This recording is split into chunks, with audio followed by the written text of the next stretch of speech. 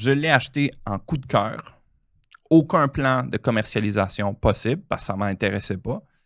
Puis j'avais une technologie qui était trop comme fraîche, là. Fait qu'elle n'avait pas encore été utilisée de façon massive, malgré qu'elle ait été approuvée par le FDA américain puis par Santé Canada. Et qu'au fil des années, elle a eu d'autres recommandations maintenant, comme la dysfonction érectile et les fréquences urinaires chez l'homme. Donc, on a dans ce sens-là, tu sais, c'est tellement compliqué, là. Vous avez pas d'idée le nombre de...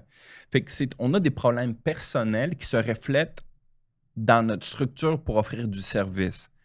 Les humains, on a des problèmes personnels. Exemple, I want money. Give me dollars. OK? Qui font en sorte que, éventuellement, tu as quelque chose de bon dans la main, puis tu fais une gaffe.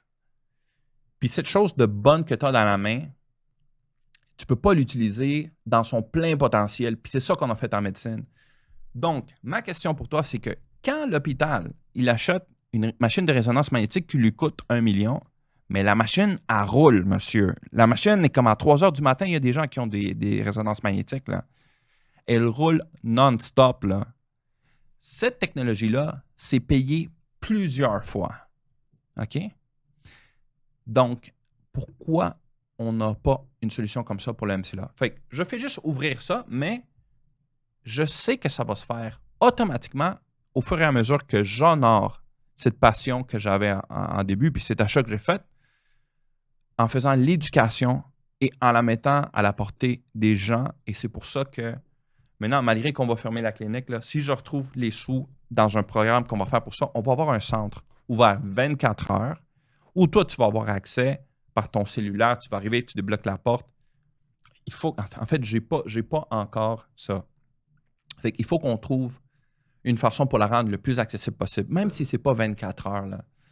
Mais c'est pour vous dire, c'est une technologie qui ne nous coûte pas plus l'affaire d'une... Mais maintenant, il faut un technicien. Un petit peu comme le laser que j'avais parlé avant. La machine de MCLA, il faut que quelqu'un soit entraîné pour faire le setup et partir la machine. Fait que vous ne pouvez pas la faire tout seul comme le programme de laser que j'avais pour les entreprises. Fait que sur ce caveat-là, on est un petit peu pogné, là. OK? Fait que ça, c'est une chose. L'autre chose, let's go. Trop parler sur une première fiche. Fait que prévalence de l'incontinence urinaire au Canada. Fait qu'on dit ici 10% de la population, pas 20% comme j'avais dit. Fait que 3 millions. Des femmes adultes, 16%. Chez les hommes, 1 sur 20.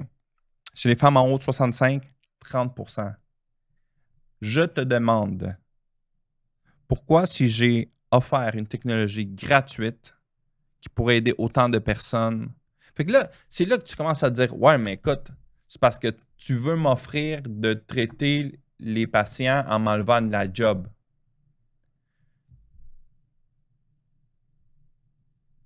Do you get it? J'écris aux urologues pour leur dire, on offre la technologie d'MCLA. Ouais, mais si tu fixes mon problème, tu m'enlèves ma job.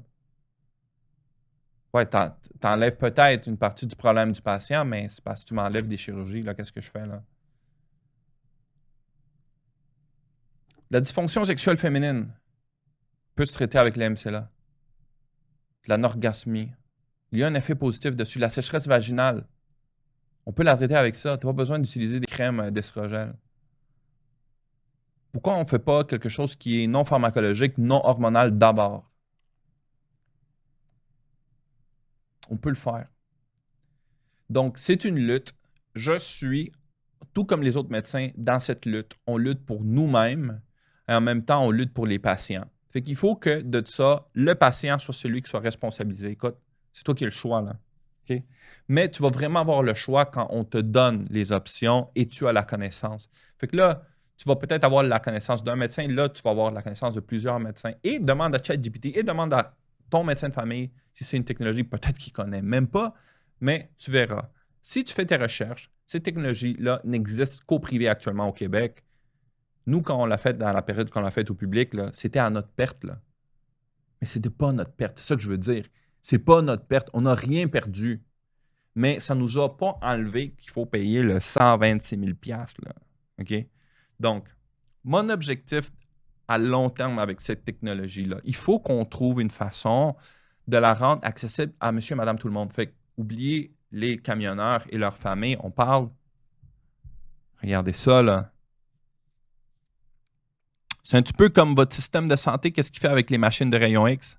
Ça coûte combien une machine de rayon X? Une fois que tu as la machine, puis tu l'utilises et tu l'utilises, elle se paye elle-même et elle vaut la peine par la suite. Une fois qu'elle est payée, tu continues d'utiliser, puis là, tu as juste du bienfait, du bienfait, du bienfait. C'est ça qu'on doit faire avec ces technologies-là. Soit dit en passant, le laser en est une.